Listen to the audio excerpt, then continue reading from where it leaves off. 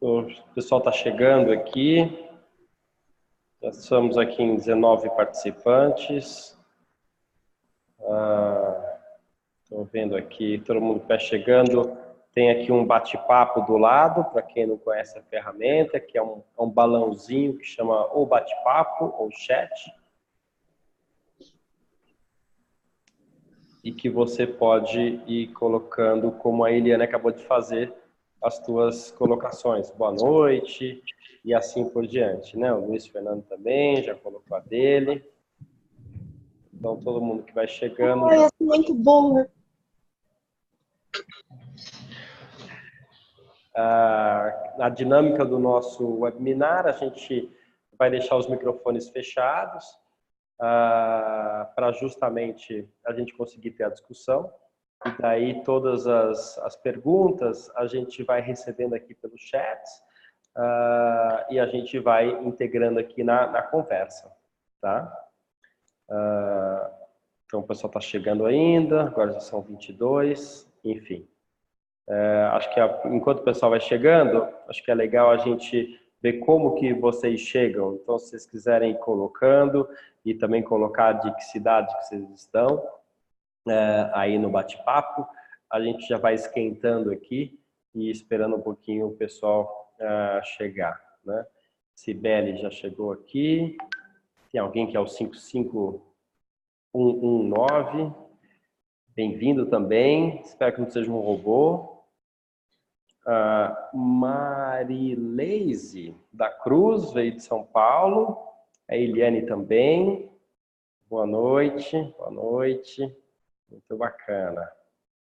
Sejam todos bem-vindos. Muito bem. Bem, o pessoal vai chegando, eu vou colocando aqui, boa noite, Maria Taboada. Eu vou colocando aqui um pouquinho a nossa dinâmica. Obrigado, José Roberto. 5519 é o José Roberto, de São Paulo. A gente, então, tem esse chat. Se vocês quiserem ver quem está participando, também tem esse íconezinho com várias pessoas, que tem aí o número, que é o número de participantes que estão online agora, tá? E a gente tem, do lado de cá, algumas pessoas que vão se apresentar conforme a gente for chamando aqui. O Luiz quer falar alguma coisa, mas daqui a pouco ele vai fechar o microfone dele. Ele queria se apresentar, dar um tchau, Luiz, já que você está na câmera. Muito bem. Bem, então vamos lá. Bem-vindos. O meu nome é Sérgio Serapião, eu sou da Labora, do Lab 60, e a gente concebeu aqui esse segundo encontro da Jornada do Empreendedorismo Sênior, né? O primeiro foi em dezembro, esse agora está sendo no final de janeiro, e assim por diante. Cada mês a gente vai estar fazendo esses encontros, né? Esta é uma iniciativa que a gente desenhou junto com a NEST 49, que daqui a pouquinho o Turra vai apresentar, e foi uma junção de forças para justamente a gente criar um espaço para a gente discutir e avançar na questão de empreendedorismo, né? Especificamente, o que idade tem a ver com empreender, como é que a gente pode empreender em todas as idades e o que é empreendedorismo para um público, para uma população que está crescendo, e o que tem a ver tudo isso com o empreendedorismo como um todo. Então, a cada mês a gente vai chamando um expoente nessa agenda de empreendedorismo, seja de uma grande empresa, seja que tenha uma atuação relevante, para a gente ir criando aqui um espaço de conversa e de troca de informação, né? A gente faz isso porque a Labora é uma plataforma de tecnologia que integra sêniors ao mercado de trabalho com novas profissões. E essas novas profissões, profissões do futuro, exigem um perfil empreendedor, né? Cada vez mais as profissões do futuro são profissões que efetivamente você não é mais um empregado, mas você vai tomar o rumo da sua carreira nas mais diversas opções que você tiver. Então, aí que nos interessa bastante estar desenvolvendo isso junto com a Next. Então, a gente se aproximou da Next, aliás, a partir desse mês, a gente mora na Next, é uma novidade, né? Então, desde a semana passada, eu já estou aqui, e a equipe. E para apresentar quem é a Next, eu vou chamar o Maurício Turra. Então, com vocês, Maurício. Boa noite, tudo bem com vocês? Espero que vocês estejam me ouvindo bem. Meu nome é Maurício Turra, sou um dos fundadores da Next e é um grande prazer tê-los aqui conosco, né? Como o Sérgio comentou, a Next atua no que a gente chama de mercado 49+.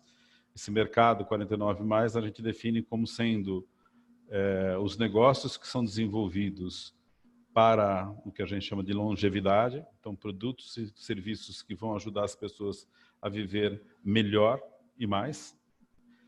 Além disso, a gente tem uma outra vertente voltada ao que a gente chama de empreendedorismo sênior. Então, a gente estimula com que as pessoas, notadamente as pessoas acima de 49 anos, elas desenvolvam projetos de empreendedorismo, independentemente se é no mercado da longevidade ou em algum outro mercado. Então, a gente atua com um vetor aí de empreendedorismo. A gente acaba desenvolvendo essas duas atividades, esses dois focos, por meio principalmente de duas ações. Uma é um coworking, a gente está situado aqui em São Paulo, na Vila Mariana, num prédio tombado pelo patrimônio histórico, uma casa de 84 anos que tem uma história, né, também empreendedora. E a gente tem várias empresas que atuam aqui conosco, uma delas é a própria Labora, que está aqui conosco a partir desse ano. Além disso, a gente desenvolve projetos ou processos educacionais. Esses processos educacionais são cursos, são atividades, e uma delas é a mentoria. A gente desenvolve, faz todo o processo de acompanhamento dos projetos que os empreendedores trazem para nós. Então, é um grande prazer, né, estar podendo falar um pouquinho sobre a questão do empreendedorismo, e um prazer ainda maior recebendo uma pessoa que tem uma trajetória nessa área de inovação, né, de empreendedorismo, de desenvolvimento de negócio, não só na indústria da comunicação durante muitos anos, mas na área de educação e agora, mais recentemente, no desenvolvimento de projetos de inovação.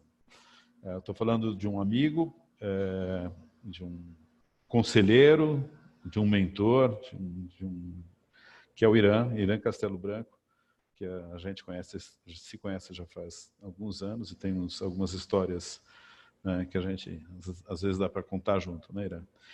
O Irã, ele é fundador e presidente do Instituto Capoc de Inovação Corporativa, além de ser sócio da Imeco e da Amazonas Cap. A Amazonas Cap é uma organização que aporta, desenvolve, apoia, por meio de financiamento, de investimento, projetos de empreendedorismo. Ele também liderou grandes instituições como a agência CBBA durante muitos anos, a SPM, Escola Superior de Propaganda e Marketing, Sinapro, Conar e várias outras organizações. Ele faz parte do Conselho Executivo do CNP e da LAP, e recebeu prêmios como um Homem de Publicidade do Ano, Caboré e Social Top de Marketing, dentre outros.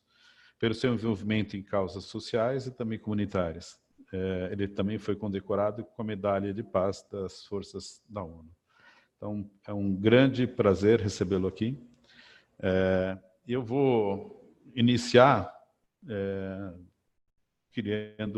fazendo uma primeira pergunta para você, Irã, depois, obviamente, da sua apresentação, do seu agradecimento.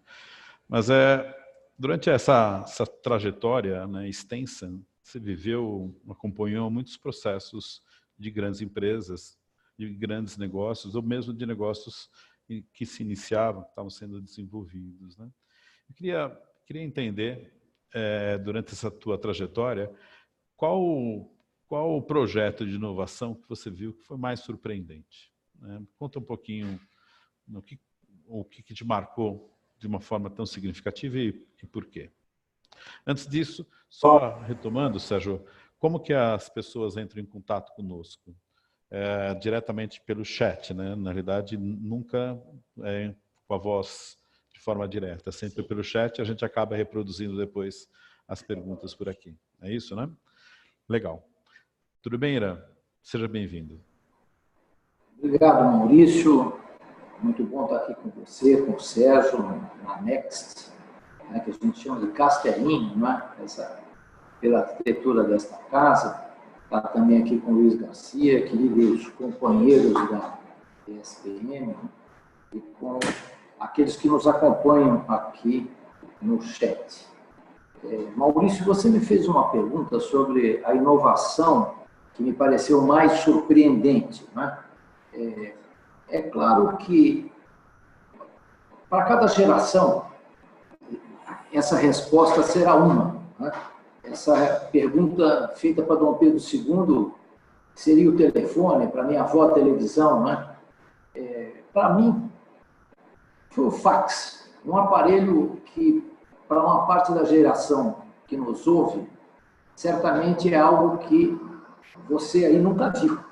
Mas o fax era um aparelho que estava acoplado a um telefone e a primeira coisa que eu vi na minha vida, que você colocava uma imagem do lado de cá e ela saía em qualquer parte do mundo. Isso é uma coisa absolutamente surpreendente, especialmente para mim, que era um empreendedor sócio de uma agência de publicidade. Então, ainda que fosse em preto e branco, mas eu consegui pegar um layout, né? Botar aqui numa máquina, e o Maurício ver isso lá na Austrália e conversar comigo pelo telefone. Estou vendo aqui, gostei, não gostei, essa figura está muito grande. Isso foi uma coisa transformadora. Na época nós tínhamos o Telex, que seria o e-mail de hoje, que é outra máquina estranha para os jovens de hoje, mas o Telex é um negócio que mandava texto, né? Então, você se comunicava pelo Telex, como hoje nós o fazemos pelo e-mail. Imagina, de repente, uma coisa com imagem. Daí para frente, outro susto para mim foi o celular, né? Imagina um telefone que era com você. E, finalmente, aí chegamos, que fax é anos 86, o celular 90 e pouco, chegamos à internet, 95, que eu tinha visto nos Estados Unidos, aí, primeira empresa, talvez, no nosso setor, a se acoplar com a internet aqui, acho que foi a HCA, que era uma das minhas agências à época, um fracasso. Para baixar uma imagem, levava uns 45 minutos. Um filme de horror. Mas vejam onde isso nos levou, né? Mas eu fico com o fax para a tua resposta, Maurício.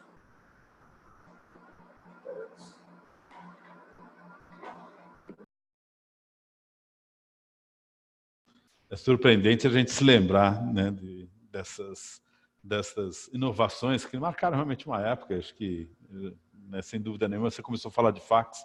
Eu me lembro de uma outra nessa área de telecomunicação também, que era inacreditável, que era o pager, né, que foi era a única forma que a gente tinha para substituir um aparelho, né? A gente não tinha aparelho celular e as pessoas precisavam ter algum dispositivo de mobilidade naquela época. E o único aparelho que a gente tinha era o celular, né? Então, também é surpreendente, né? Aproveitando a deixa, já que você falou de algo que talvez alguns não reconheçam, vamos fazer um quiz aqui com quem está conosco para ver qual é a faixa etária de quem está aqui. O Gabriel vai soltar aí para vocês um quiz e daí cada um de vocês vai poder responder a faixa etária e daí daqui a pouco a gente vê o de todo mundo junto aqui.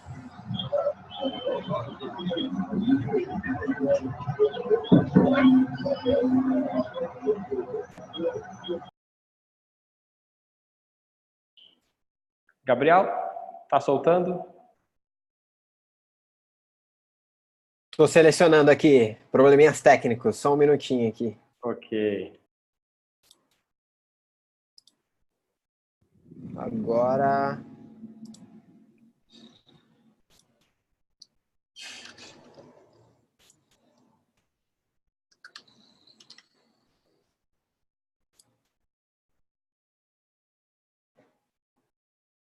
Enquetes, vamos ver. Tá certo. Enquanto o Gabriel vai soltando aí, daqui a pouco vai aparecer na tela. Só fazer um comentário rápido, que você me fez lembrar, eu trabalhava na Accenture, e eu lembro que a gente trabalhou num projeto que era aquele celular via satélite, Iridium, esse mesmo. E era uma inovação, era uma coisa...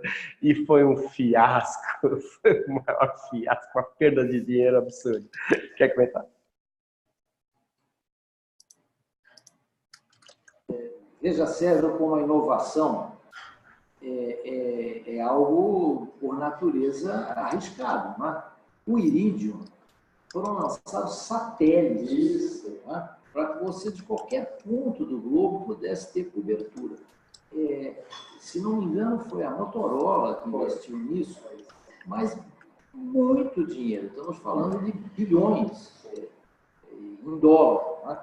E realmente não deu certo. Veja que privilégio hoje no nosso mundo das startups, eu que tenho uma aceleradora de startups, que é a Amazonas Cap, você poder fazer um MVP, acertar ou errar logo e errar gastando pouco, né? Para depois escalar o teu projeto. Né? Então, né? Ninguém lança satélite hoje para ver se vai dar certo. Né? Gabriel, entrou ou não?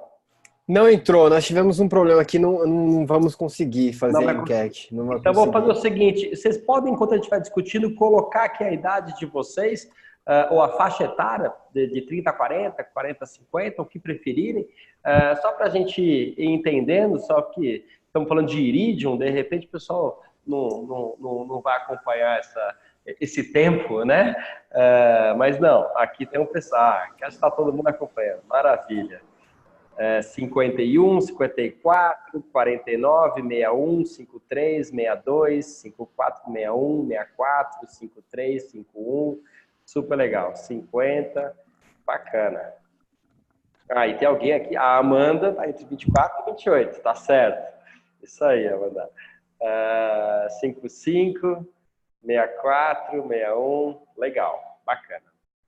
Muito bom. Deixa eu me lembrar de uma inovação. A gente às vezes pensa em impacto que gera e a gente pensa no que normalmente é feito para gerar esse impacto. Mas às vezes tem inovações que são surpreendentes, né? E que praticamente não custam nada, mas que geram um impacto muito grande na vida das pessoas, né? Eu estou me referindo num projeto que eu sei que você estava envolvido durante alguns anos, que foi o projeto de soro caseiro, né? Que a gente teve um impacto bastante significativo, né? Acho que decaiu não sei quantos % o nível de mortalidade infantil.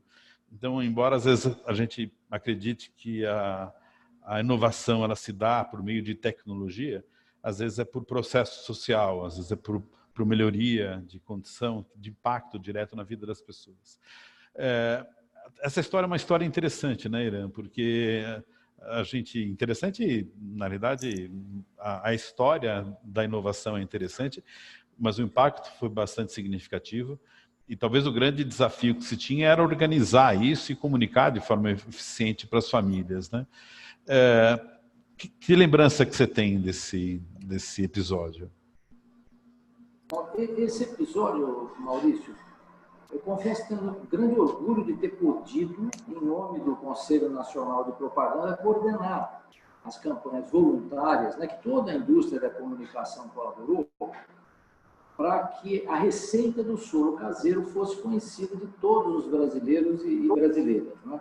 O que é essa receita? Um copo de água limpa, uma pitada de 3 dedos de sal, um punhado de açúcar, você mexe e vai dando devagar, de colherinha, isso, para, normalmente, uma criança, mas qualquer pessoa que esteja sofrendo da desidratação causada pela diarreia. Esse invento disruptivo, que é uma receita caseira, mas é uma receita médica, né?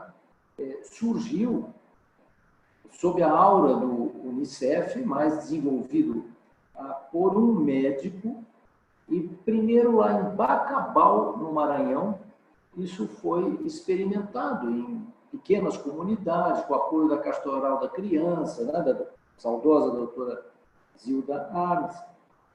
E, de fato, se você entrar no site do IBGE, está lá. Isso teve um impacto determinante na queda da mortalidade infantil, especialmente crianças até 1 ano, ou também de 1 a 5 anos. Por quê? Porque o que se tinha, aqueles soros em envelope para reidratação na veia, não alcança os rincões do Brasil, né? Como também não alcança as profundezas lá da Ásia, né? Onde o cólera come solto, né? Em lugares como Bangladesh. Então, realmente, é um invento disruptivo que salva vidas, né? E que não é necessariamente uma coisa como as startups que a gente imagina hoje de base tecnológica que possam crescer exponencialmente, mas salvou vidas exponencialmente. Acho que não é nem a conjunção de mais, né? Assim, é uma ampliação de olhar sobre tecnologia e inovação, né? Porque talvez a gente esteja num momento que estejamos muito míopes, né? Sempre olhando sempre para ser o próximo unicórnio, né? E na prática o que não pode é perder o olhar da demanda, né? Do grande desafio social, objetivos do milênio ou alguma coisa que esteja próxima das pessoas e que, se for uma coisa simples e que não tiver uma base, né, de aplicativo, continua sendo inovação e continua sendo uma tecnologia, né? Eu acho que esse é o olhar ampliado que a gente pode colocar na conversa de inovação, né? Sérgio, eu concordo com você, mas para a gente usar os termos corretamente, quer dizer, uma startup, que é algo de que muito se fala hoje, não é uma pequena empresa nascente. O termo define uma empresa de base tecnológica que pode crescer exponencialmente. Por quê? Porque os seus custos fixos permanecem pequenos à medida que as vendas se aceleram, né? Então, isso é uma empresa exponencial, como é o Uber, como são tantas outras, não é? Hoje a gente tem a tendência de, eu estou abrindo um novo empreendimento, chamo isto de uma startup. Vamos dizer, é um uso expandido do termo, mas que causa uma certa confusão. Agora, se nós formos falar de inovação, que acho que é o tema, a alma do empreendedorismo é a inovação. A inovação pode ser inovação social, como apresentou há pouco o Maurício, ou várias outras inovações que não sejam necessariamente de base tecnológica, no sentido do uso das tecnologias digitais. Agora, no mundo de hoje, que a TI perpassa tudo, né? A transformação digital é um processo horizontal, realmente está presente em quase tudo uma tecnologia que se apoia, né, no digital. Mas não necessariamente é isso. Há inovações em startups, que a gente acaba usando o termo, na área de alimentos, né, que usam fórmulas disruptivas, né, nutracêuticos, por exemplo, né, quer dizer, que são alimentos que também têm benefícios para a pele, para a unha, e várias outras.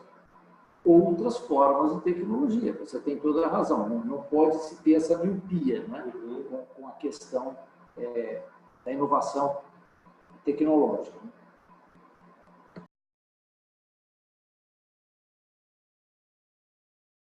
Tem uma pergunta aqui sobre qual a sua visão, Irã, no cenário atual das startups no Brasil e quantas delas têm como público-alvo o mercado sênior. Você tem acompanhado um pouco o desenvolvimento de projetos, de iniciativas ligadas ao mercado da longevidade? Como que você vê o desenvolvimento disso? No Brasil, principalmente nesse último ano e no ano anterior, até surpreendeu na geração de unicórnios. Nós já temos aí uns 10 unicórnios, né? É surpreendente se nós considerarmos, inclusive, que o nosso país vem saindo de uma recessão muito severa que deprimiu a nossa economia por 2 anos seguidos. Isso mostra até, de certa forma, a força empreendedora, que sempre foi uma característica do brasileiro, né? Eu trabalhei muito com o Sebrae, quando tinha agência de propaganda. O empreendedorismo é muito forte entre nós. Seja por vocação, ou seja, às vezes, até por falta de alternativa. Mas o fato é que é realmente muito forte. Empreendedorismo focado no mercado sênior, a gente tem visto muita coisa, Maurício, na área da saúde, as famosas health techs, né? Mas não só, também no mercado de construção. Né? E por quê? Porque a própria mudança de pirâmide etária nossa, né, cria uma demanda grande para, enfim, soluções que melhorem a vida e a saúde de quem está na chamada terceira idade, onde eu me encontro também. Então, nós temos visto, sim, muita coisa acontecendo nesse segmento e a tendência é de que isso se acelere. E, lógico, uma startup, Sérgio, que nasça nesse campo, como toda startup, ela quer se globalizar, não é verdade? Então, o mercado brasileiro já é grande o suficiente, né, nesse segmento sênior, vamos dizer assim, para que ela possa tracionar, e o tipo de solução que ela desenvolva tem, sim, mercado no mundo, porque vários países da Europa, a própria China, né, tem um número muito expressivo de pessoas acima de 60 anos. Então, a gente vê vigor, né, nesse campo e acho que será crescente, Maurício. Sim. Hoje os dados, o Brasil tem 15%, por volta de 15% de pessoas 60 a mais e 25% de pessoas 50 a mais, né? E que, então, muito breve, seremos um dos países mais longevos do mundo, né? Essa rapidez com que a pirâmide está virando no Brasil, né, que deixa de ser uma pirâmide, né, e vira um cogumelo, ela só é acompanhada pela China, né? Todos os outros países grandes demoraram muito mais tempo para esse envelhecimento e, tipicamente, esses países que envelheceram mais rápido, eles tinham um benefício social maior, né? Eram países mais desenvolvidos, né? Então, o Estado tem um capital, ou as pessoas têm um capital privado, que também permite essa indecisão sobre essa nova fase, né? Que, no fundo, esse é um dos grandes objetos de discussão hoje em dia, né? Agora, ainda vejo muito pouco startups nesse campo que olhem para o lado dos ganhos que temos, né? Esse é muito o meu objeto, né, de trabalho. Assim, quais as potências que temos, né? Você tem cruzado nas suas, enfim, todo o seu trabalho com modelos que têm trabalhado também com os ganhos que a idade traz, que esse, na verdade, é um campo enorme, né? Porque a gente, 70% da população idosa é independente, autônoma, na verdade, essa população está querendo realmente se desenvolver. E ainda temos uma miopia sobre o olhar também sobre o envelhecimento, né? Que seria só criar uma melhor bengala, né? Ou uma prevenção de queda, tudo isso é muito importante. Mas como é que a gente poderia ir para uma integração dessas potencialidades que também a gente ganha com a idade?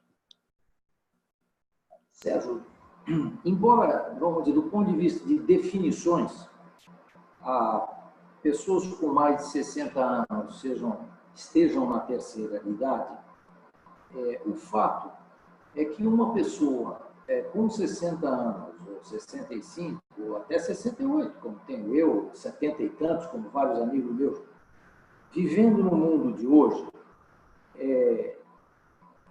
tem uma saúde e uma expectativa de vida superiores às outras gerações. Então, endereçando o seu ponto até de uma maneira um pouco lateral, mas essas pessoas precisam encontrar ocupação, seja para se manterem financeiramente, ou até seja para se manterem ocupadas, né? Mesmo que elas não necessariamente precisem dos recursos que o empreendimento que elas desenvolvam lhes venha trazer. Né? Então, se nós juntarmos esse dado com outra coisa muito interessante, estudos mundo afora estão mostrando que, ao contrário da lenda, né, dos dois jovens que desenvolvem uma empresa dentro de uma garagem e essa empresa vira um unicórnio, e sim, há isto, está aí o Zuckerberg, o Saverin, claro, existe isso, mas a maior taxa de startups bem-sucedidas hoje são de empreendedores com mais de 40 anos e, frequentemente, têm mais de 40 anos. Aproveitando para fazer um merchandising aqui, na Next, que recebe empreendedores de 49 mais. Então, por quê? Porque, evidentemente, são pessoas que, quando têm, de fato, a vocação empreendedora, já tentaram outras coisas, às vezes com sucesso e às vezes com fracasso. Tá? O fracasso hoje, na nossa cultura, nós estamos aceitando que é um aprendizado e não uma vergonha, como de há muito entendem assim os norte-americanos, né? Então, essas pessoas já experimentaram mais, já têm mais maturidade. Este tipo de grupo mais maduro, vamos dizer assim, combinado com jovens, são times com muita possibilidade de êxito. Você junta a energia que, certamente, os jovens de 25, 30, eu tenho sócios de 28, 30, 42, né, nas nossas empreitadas. Evidente que essas pessoas têm uma garra, uma energia formidável, né, formidável. E você poder combinar isso com a experiência, as estatísticas estão aí mostrando que é fórmula de sucesso. Então, estou dizendo tudo isso para falar o seguinte: quando você pensa startups que vão dirigir produtos ou serviços para a terceira idade, de fato nos vem logo à mente o relógio que avisa se a pessoa cair, a câmera que... Não é? Lembrar do remédio, como o Dr. Cubo, muito interessante. Mas um grande número de pessoas nessa faixa etária está interessada em viajar, está interessada em lazer, está interessada em adquirir novos conhecimentos, e aí há espaço para edutechs e várias coisas. Não necessariamente são pessoas que estão numa condição de saúde ruim. De novo, eu volto à vertical do food techs. Por quê? Muitas pessoas nessa faixa etária que não estão com a saúde ruim, mas sabem que se começarem a se alimentar da maneira errada, às vezes até como se alimentaram a vida inteira, acabarão ficando com doenças como diabetes, que desencadeia várias outras coisas. Não é? Então, você tem aí muitas oportunidades, não é? E que não é necessariamente para aquela imagem que a gente tem no pictograma, não é? Que o sexagenário está sendo curvadinho com uma bengala. Então, eu acho que isso já se tornou um pouquinho até caricatural. Mas é um campo vasto, tanto para você pensar produtos e serviços e, consequentemente, criar empreendimentos voltados para isso, mas como também aqueles que têm a oportunidade de empreender pelo seu conhecimento, pela sua experiência, e que se animem a fazer, né? Que têm muito a contribuir. Irã, tem uma pergunta aqui duas, né? Tá chegando algumas perguntas, mas uma delas queria saber um pouco sobre a sua opinião. Na realidade eu não vou identificar. A Eliane, ela está falando que ela tem dificuldade em desenvolver o piloto do projeto que ela desenvolve. E basicamente porque não tem recurso. Recurso financeiro para desenvolvimento do projeto. Me fala um pouquinho como que está estruturado o financiamento, o capital semente, o desenvolvimento de aporte de recurso para quem tem uma boa ideia. Uma ideia, não necessariamente uma boa ideia. Mas como que a gente consegue captar esse recurso? Será que tem alguma fonte de investimento habitual? Da onde que surge esse dinheiro?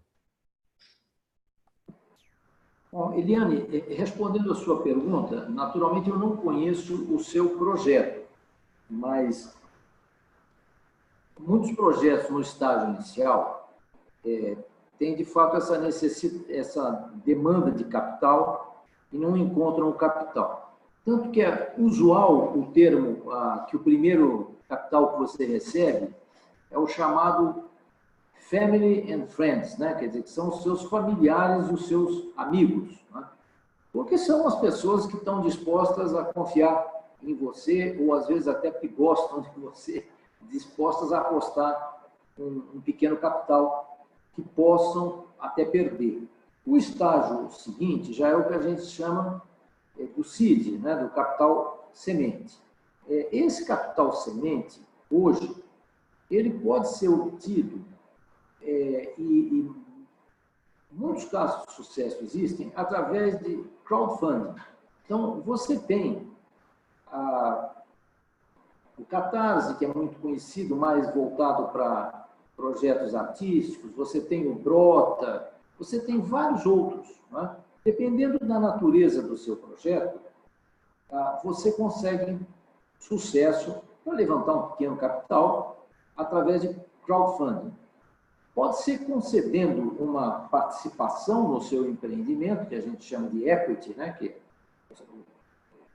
está dando ações ou cotas, né? Em troca desse capital, mas, às vezes, entusiastas daquela ideia fazem até a doação de algum capital mesmo, né? Então, no caso, evidentemente que eu estou respondendo um pouco às cegas, porque eu não conheço a natureza do seu projeto. Turra está dizendo aqui que é na área de saúde, né? A área de saúde, por exemplo, já é uma área que normalmente sensibiliza, como negócios de impacto social também. Eu acho que você deveria dar uma boa olhada nas possibilidades de crowdfunding. Agora, até o Sebrae hoje tem linhas de financiamento para projetos que você pode inscrever.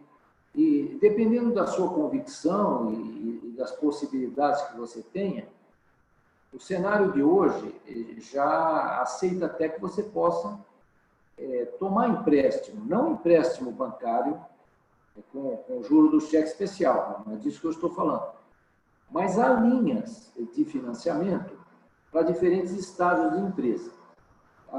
Eu vou te dar uma sugestão. Se você puder, anote aí. A BVCAP. Né? A BVCAP é a BVCAP, é a Associação Brasileira de Venture Capital. Né?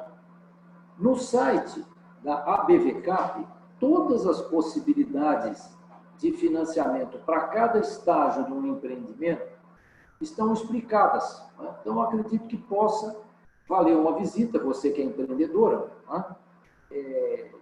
Porque lá tem materiais até em formato de cartilha, sabe? Que ficam de muito fácil compreensão. Mas, assim, por nariz, né? Por feeling, pelo cheiro, acho que uma olhadinha no crowdfunding seria uma boa ideia, as possibilidades de crowdfunding. Legal. Você mencionou, no caso do Iridium, né? Como que hoje em dia é possível desenvolver uma startup muito rápido, né? Talvez, tentando complementar um pouco sua resposta, olhar para esses conceitos novos de MVP, de startup enxuta, né? Esse livro em Startup Enxuta é um bom ponto de começo para a gente não fazer um negócio enorme e depois ver que deu errado, né? Porque muitas vezes não é dinheiro, né? Muitas vezes, ainda mais no Brasil, que tem um dinheiro, um capital muito caro, né? Errar barato é muito importante, né? O Sérgio está chamando a atenção aqui. Hoje a gente fala muito da Lean Startup, né? E esse livrinho de capa azul que você menciona, realmente é um guia, né? Para como você proceder para fazer rapidamente o seu MVP. A outra área, não sei se é a questão da Eliane, mas frequentemente as startups precisam de dinheiro porque querem desenvolver alguma coisa tecnológica e a contratação de desenvolvedores, né, hoje é uma profissão muito valorizada. Se alguém quer ter emprego garantido, estude isso. Se você for um bom arquiteto de programação, se você for um programador, tem 100 mil vagas em aberto numa economia que até ontem estava em recessão. E logo vai ter 400 mil. Então, realmente há muita demanda. Mas se você consegue interessar alguém para ser seu sócio e que seja um desenvolvedor, se é esse o teu gargalo, pode ser também uma boa saída, né? Então, são hipóteses que a gente está levantando aqui. Mas, realmente, como é o título desse livrinho? Fala de sprint, fala dessas coisas todas. Startup enxuta. Eu acho que é muito recomendável. Lá na aceleradora, nós temos até na prateleira, lá uma biblioteca inspiradora para isso. O Daniel trouxe aqui duas perguntas relacionadas, trazendo um pouco sobre diversidade geracional, né? Ele colocou aqui qual o estágio do empreendedorismo liderado por sêniores, né, numa sociedade jovem-cêntrica, né? Acho que aqui ele chama atenção para essa questão de que, por mais que a sociedade esteja envelhecendo, a gente ainda tem essa cabeça, né, essa linha de pensamento, esse mindset muito juvenil, né, achando que a resposta vem do jovem, né, mesmo dados já dizendo o contrário, né. E ele complementa aqui com uma segunda pergunta, acho que é mais até são comentários, como que diversidade, incluindo geracional, pode ser um drive de inovação, né? Você está crescente nessa questão de diversidade, acho que na sociedade como um todo. Diversidade geracional está chegando aí, né, atrás de gênero, de raça, de orientação sexual e pessoas com deficiência. Então, agora estamos começando a ver um pouco mais isso, né? Como é que é a tua experiência? Você já citou um pouco, né, do jovem e do sênior trabalhando junto, né?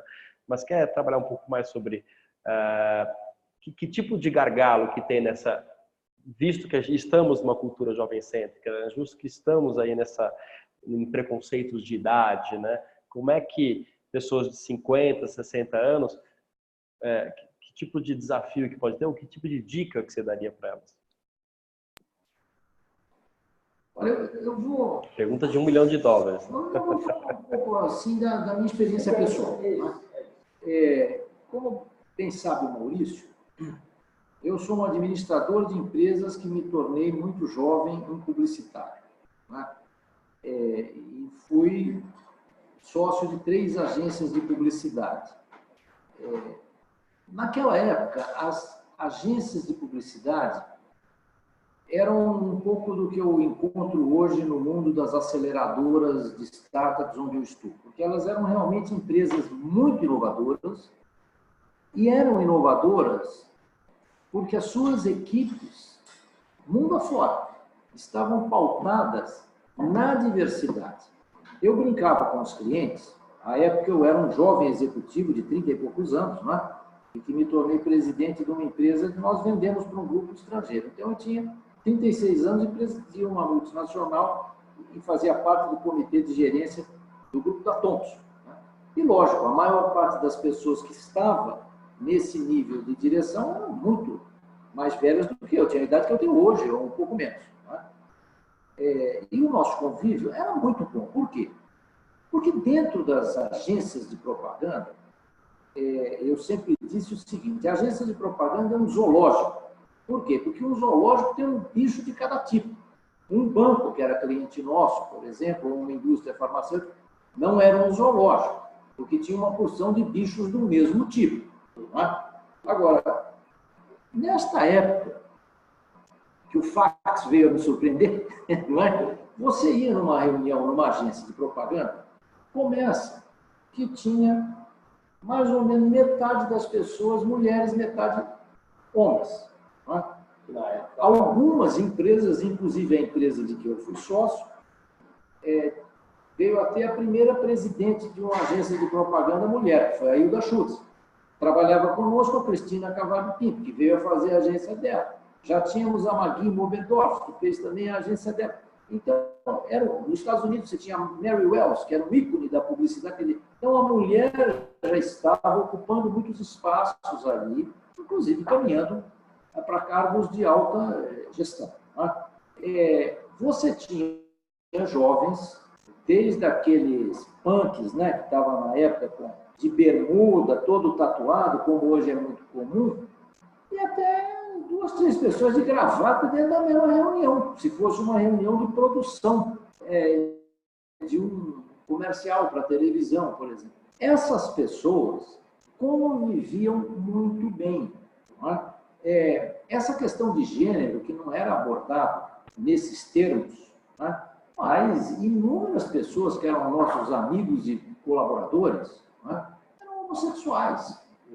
Isso não causava nenhuma estranheza nesse ambiente, nem essas pessoas, dentro do ambiente das agências de publicidade, eram tratadas com qualquer espécie de preconceito. Eu tenho amigo da minha idade, gay, que se tornou presidente de empresa de publicidade no Brasil, no exterior, tá certo?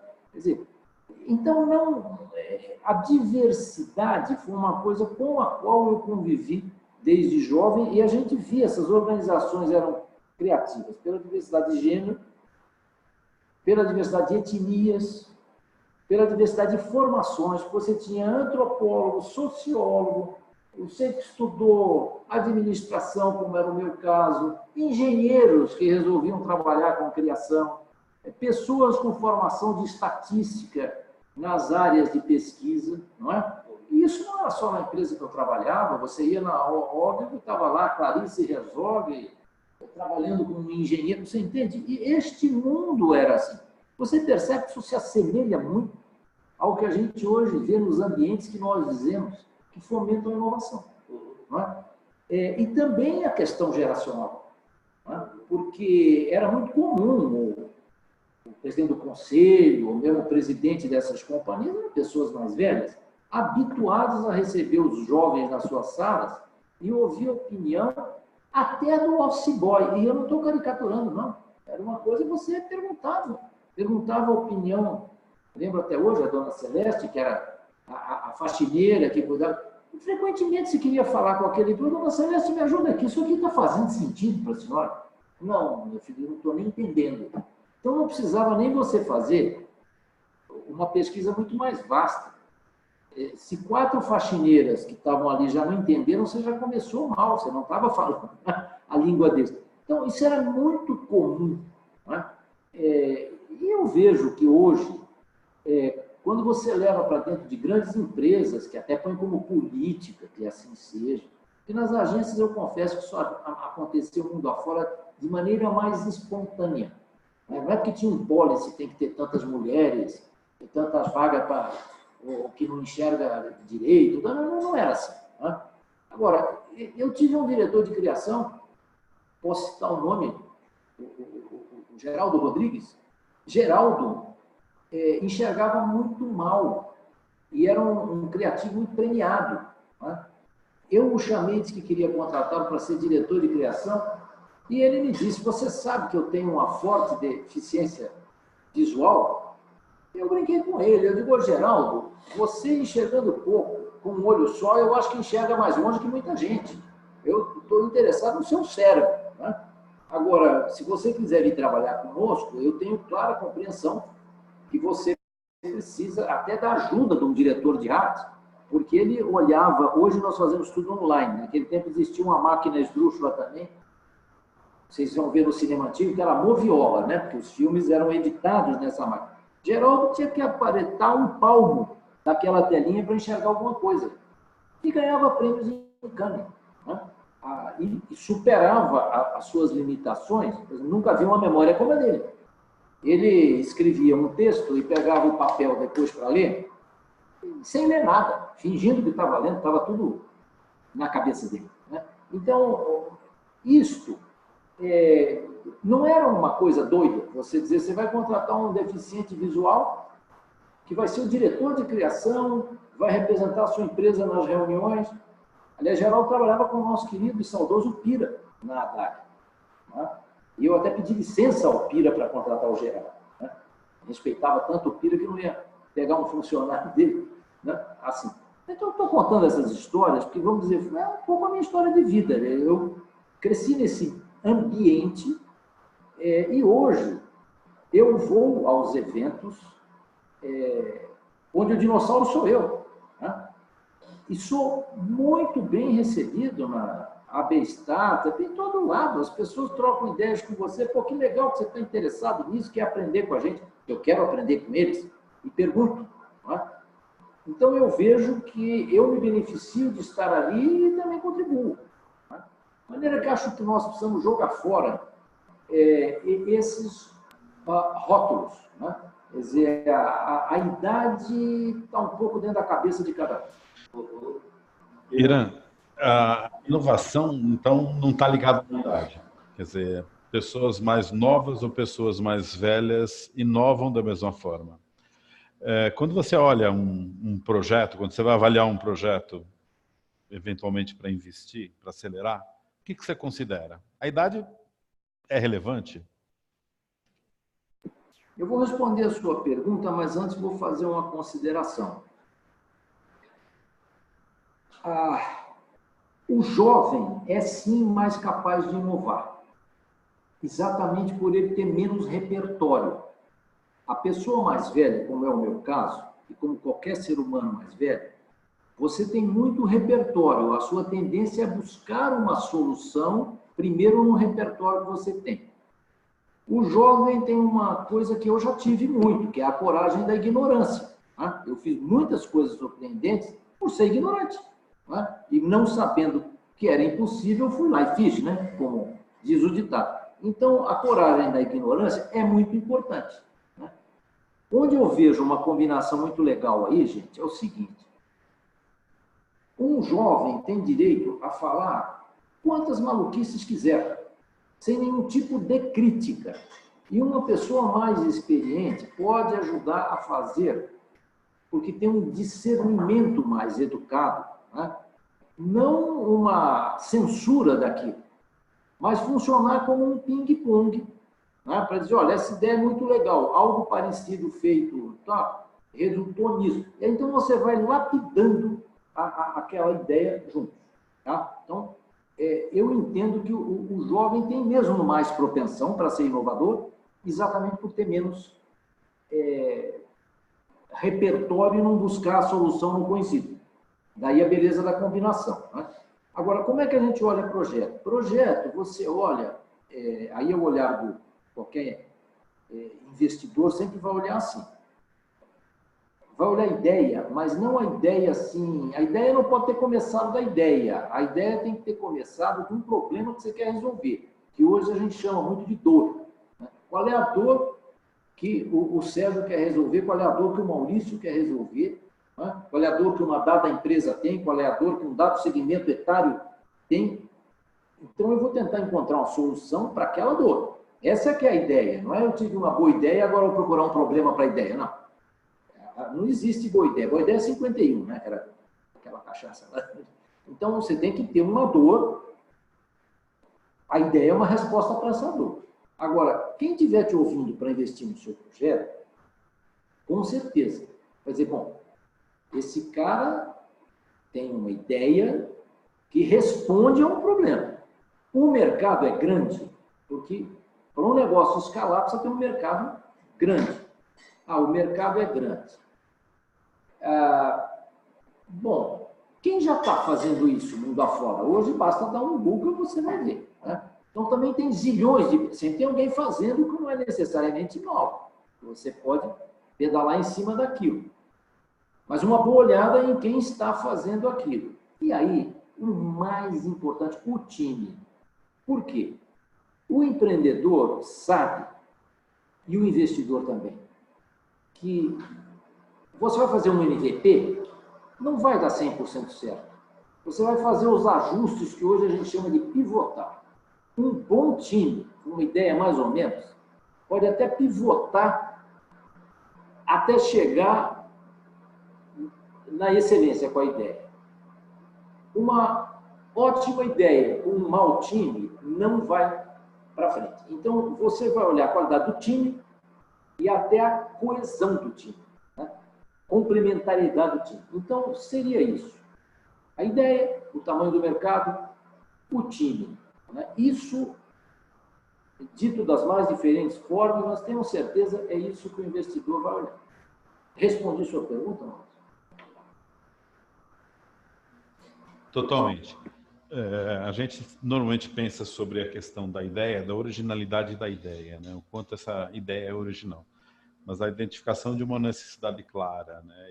E ter um diferencial significativo perante seus concorrentes talvez seja o ponto principal para que a empresa tenha algum tipo de sucesso, né? Quando você fala sobre essa questão do time, o peso da intergeracionalidade, o peso de ter alguém mais experiente com um mais jovem, é uma coisa que o investidor olha com atenção? Ou a graduação, a formação universitária, a experiência profissional é alguma coisa mais relevante? Bom, você não pode olhar uma startup de jovens e querer que eles tenham experiência, né? Isso parece aquelas coisas de RH, diz assim, eu quero um cara que tenha menos de 25 anos com 15 de experiência. Não, então era moça, né? Porque o cara começou a fazer alguma coisa com 5 anos. Então, né? Brincando com os RHs aqui, às vezes a gente via chamadas de emprego assim. Então, claro que se você tem um time jovem, eles vão ter menos experiência, o que não quer dizer que não tenham experiência, né? Pode não ter 30 anos de experiência, mas ter feito coisas relevantes. Eu acho que uma boa formação acadêmica nunca faz mal a ninguém, mas, sinceramente, não é isto que o investidor vai olhar. Ele vai olhar mais a pegada do cara mesmo, no sentido de, olha, esse cara expõe bem, fala bem, demonstra segurança, demonstra conhecimento daquilo que ele está se propondo a fazer. Então, se ele estudou em Harvard ou não estudou em Harvard, é relativo, né? Não estou desmerecendo, tá certo? Porque é evidente que uma pessoa ter uma formação acadêmica boa acrescenta na sua vida, né? Mas hoje, quando nós olhamos aí para essa questão da formação, isso é um desafio para as escolas de uma maneira geral, nós sabemos que há muito questionamento no mundo afora, até sobre cursos de graduação muito longos, porque às vezes 70% do que o cara aprendeu, 2 anos depois já não é mais aquilo, a velocidade é muito grande. Tanto que muita gente prefere nanograduações ou coisas assim como se fala, né? São cursos mais rápidos, que você vai aplicar o que está fazendo. Veja que eu não estou desprezando a formação, né? Porque a pessoa vai fazer a formação dela por outros meios, ela vai adquirir essa formação. Agora, eu vejo times jovens que demonstram capacidade e experiência para aquilo que estão se propondo, e vejo times que têm uma mescla de uma pessoa junto mais experiente, às vezes na área de finanças, que pode ajudar. Às vezes essas pessoas não estão na startup como sócios, mas estão como mentores, e até uma aceleradora também tem muito esse papel, de mentorar, oferecendo a experiência de outros, né, em diferentes verticais que a pessoa queira atuar, e diferentes especialidades, né? Então, mentorar esses grupos mais jovens, né, para que errar eles vão, mas que errem menos, né? Então, aprendam um pouco com o erro dos outros, que também é uma boa ideia sempre, né? Eu costumo dizer, eu já errei muito, hein, como empreendedor, já ganhei dinheiro, já perdi dinheiro. Eu acho que a vida do empreendedor é isso mesmo. Toda vez que eu errei com meu dinheiro e perdi bastante, foi uma lição inesquecível.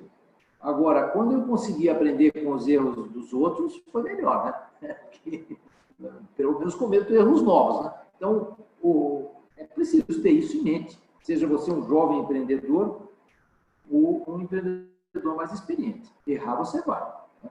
Agora, tente errar pouco e errar barato, com um MVP, né?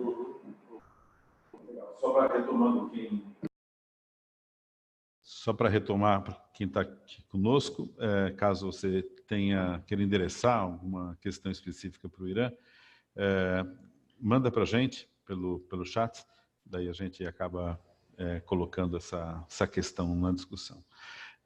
Enquanto o pessoal envia ou pensa em alguma coisa, Irã, eu queria só complementar um pouquinho essa discussão, porque tem muito estudo que fala um pouquinho sobre a influência. Eles acabam normalmente existem duas esferas sobre a questão do investimento em startup. Eles avaliam que o sucesso de uma startup às vezes está ligado à ideia, à originalidade da ideia, ou na capacidade que o empreendedor tem, na habilidade do empreendedor ou do time. Eu vou só retomar um pouco com isso para a gente tentar entender a interferência na tua visão mesmo. Quer dizer, se você tivesse lá 100 dinheiros, esse dinheiro fosse necessário para investir numa ideia, numa startup, você investiria numa startup que tivesse uma boa ideia ou um bom time?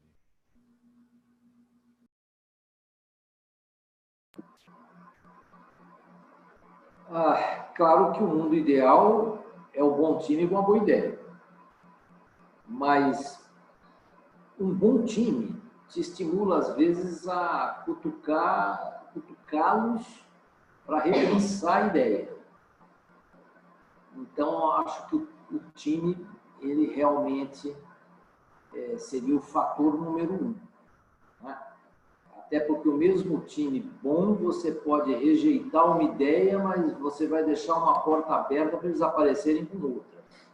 Um time meia boca, não. Você não vai deixar essa porta aberta. Também acredito nisso. Acho que talvez isso explique um pouco esses estudos que mostram que o empreendedor sênior, o empreendedor mais velho, ele tem uma chance de sucesso maior e tem um grau de assertividade no negócio também maior, né? Talvez em função justamente dessa... Embora ele não seja tão criativo, como você mencionou, não arrisque tanto como jovem, né?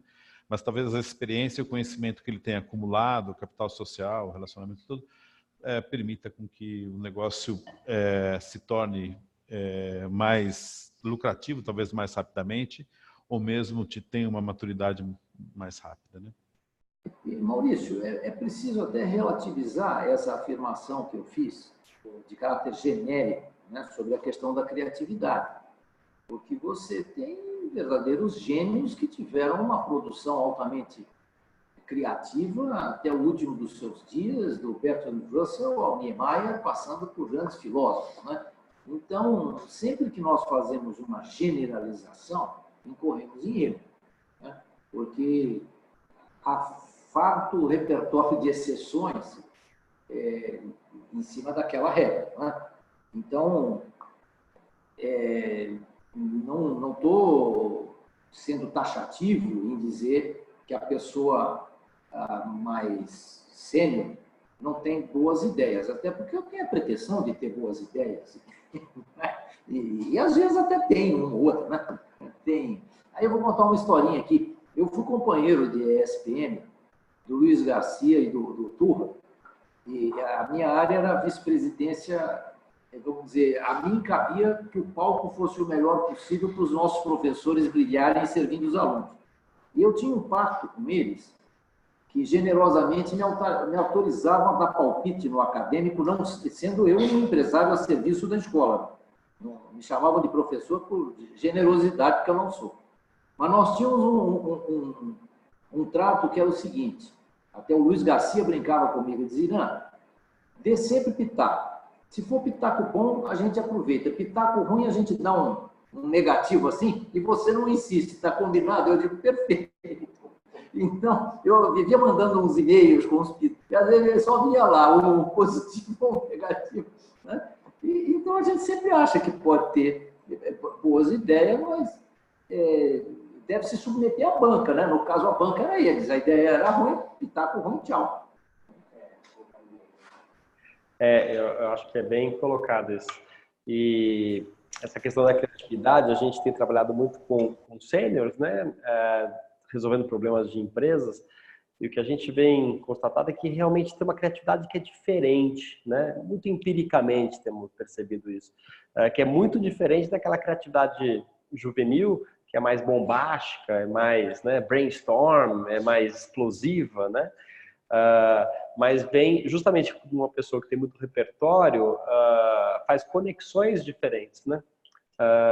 E até estudos neurológicos explicam que os nossos hemisférios se fundem, né, com o passar dos anos. Então, começa a ter uma visão um pouco mais sistêmica, então respostas vêm mais assertivas, muito menos, mas mais assertivas, é o que a gente tem constatado. E tem pesquisas dizendo também que as patentes mais valiosas do mundo são de pessoas mais velhas, né? O grupo mais valioso é de 50 a 60. Muito bem. Tem uma pergunta a mais aqui, mas a gente já está caminhando aqui para o fechamento, que é do próprio Luiz, tangenciando essa questão de negócios de impacto, né? Como é que você vê esse crescimento de negócios de impacto? E ele faz uma ligação de negócios de impacto com a própria senioridade, né? Porque realmente os próprios setênios vão passando, né? A gente vai se vinculando mais com o legado que a gente deixa, logo negócios de impacto tendem a crescer.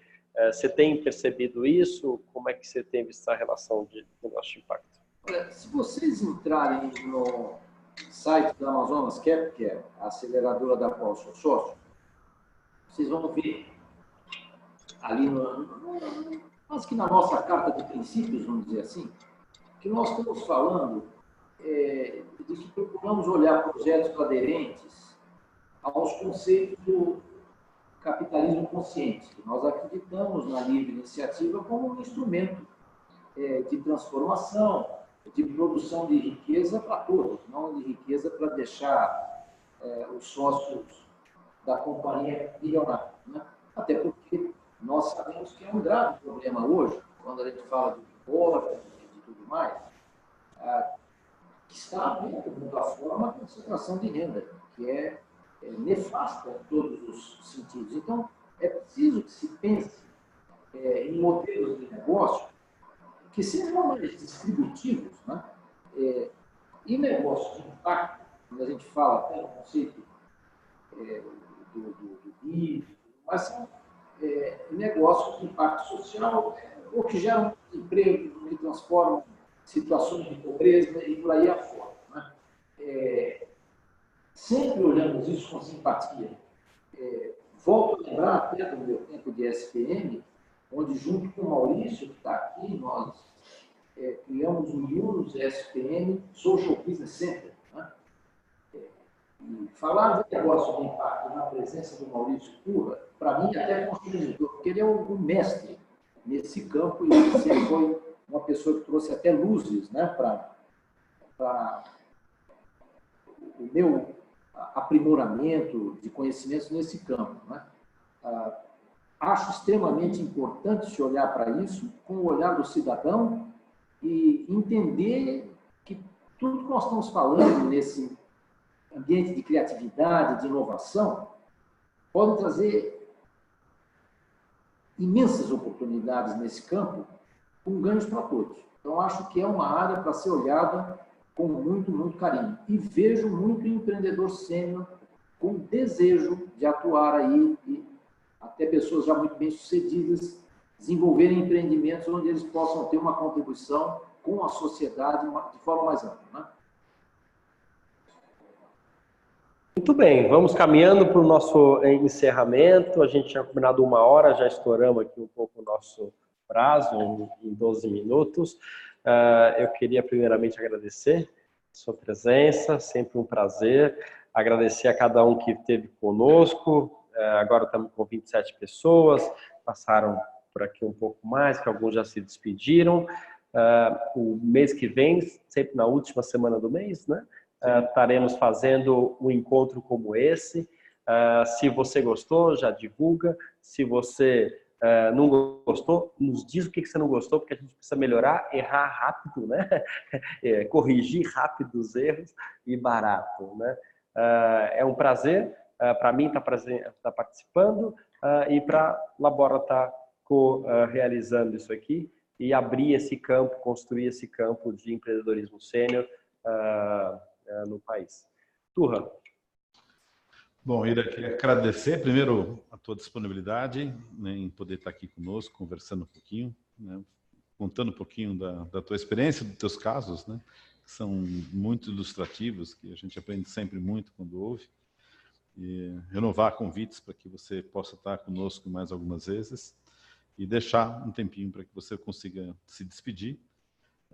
A gente já colocou o site aqui da Amazonas Cap, mas não sei se você quer endereçar alguma outra coisa ou alguma questão. Quero agradecer a nossa audiência que permaneceu conosco nesse debate, agradecer ao Sérgio, a você, a todos aqui da Next, né? Especialmente você, Maurício, Ismael e o Luiz, pessoas muito queridas para mim, companheiros de jornada, né?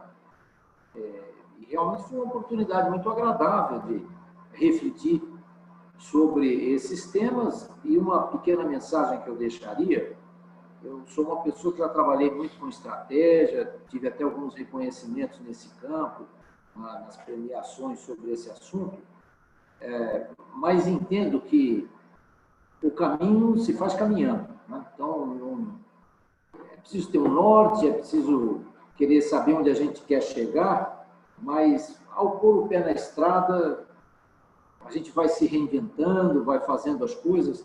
Acho que isso vale para o empreendedorismo, vale para a vida, né? Eu tinha muito desejo de fazer uma aceleradora de startups para ter assunto para os próximos 30 anos, né? Eu estou acreditando aí nessa longevidade e tal. Então, acho que aquele que é um empreendedor sênior vai se divertir muito com isso e corre o risco de ganhar dinheiro. Boa sorte a todos. Muito bem. E assim vamos nos... A gente vai se despedindo daqui, então. Obrigado pela audiência de vocês. Um forte abraço a todos. Até mais.